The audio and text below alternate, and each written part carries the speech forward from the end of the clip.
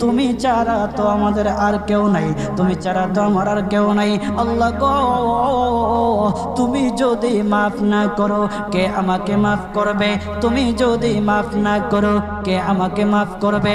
তুমি যদি আমাকে মাফ করো তাহলে তোমার কোনো দিকে কমবে না, তুমি যদি আমাকে মাফ না করো তোমার কোনো দিকে বাড়বে না।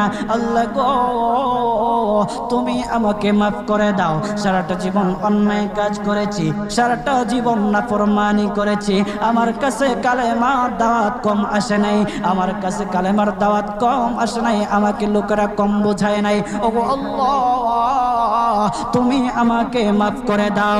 মাফ না করলে কোথায় যাব, কার কাছে যাব? বাবা যখন মারে তখন মার কাছে আশ্রয় নেওয়া যায়, মা যখন প্রহার করে তখন বাবার কাছে